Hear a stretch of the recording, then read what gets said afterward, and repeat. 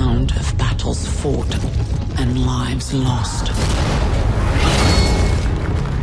Hey, I'm Phillips with Yahoo Movies, and I'm here in jolly, sunny Old England, here to interview the cast of Snow White and the Huntsman.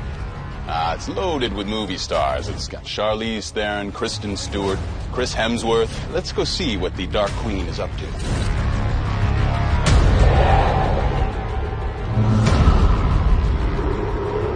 So how's it been having to move out of the castle? Has it been traumatizing to... It's quite an adjustment, yes. It's a bit of an adjustment. Obviously, one of the big themes of a Snow White tale is around beauty and what the true essence of beauty is.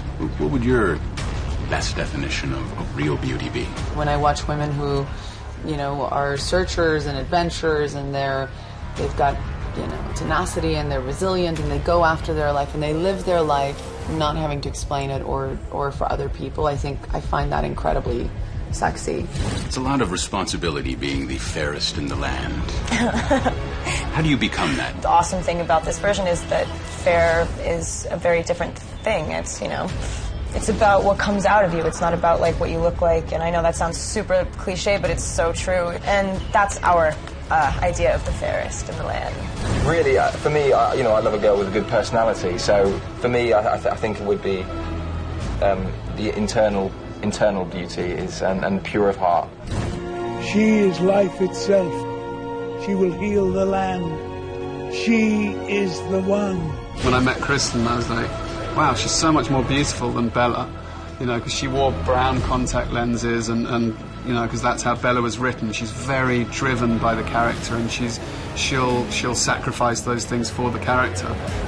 So when I got to meet her, I saw this really vital, rebellious, kind of tough little thing who was stunningly beautiful and just very, very gung-ho and kind of wild. And I was like, that's really what I want in Snow White. I rode horses for a bit when I was younger, and I had an accident, and I hurt myself really bad, and it really scared me.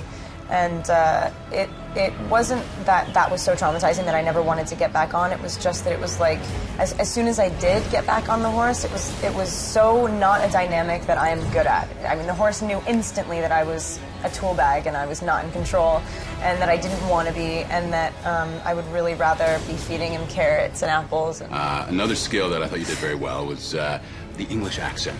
If I was English, I would have a much deeper voice. I would sound much clearer. Everything's I talk like this.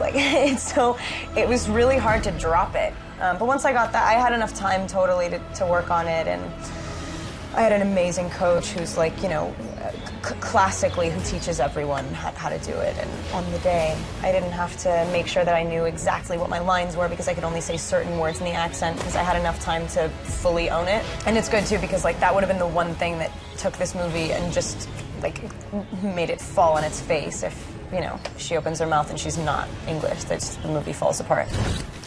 If you return without me, you're dead.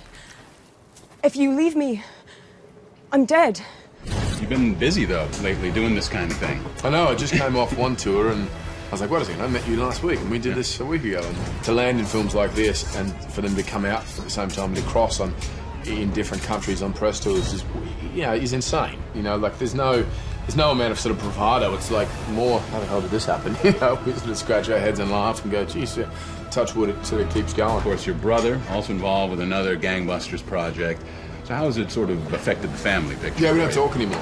Christmas will be tough. We'll have to be opposite ends of the table, or even different rooms, I think, is the key. I've really enjoyed being a part of great storytelling, just in different genres and different ways. And I don't think of them necessarily than anything different than a narrative that I want to be a part of, or a story that I feel I can go and explore and it would be interesting work. And I'm just as proud of what I did with this character as I would be with Monster. So, I always say, if you go in trying to work on your films based on the budget, you can't do that almost. The only thing that should matter is that you just see more people on the set. That's really the only difference.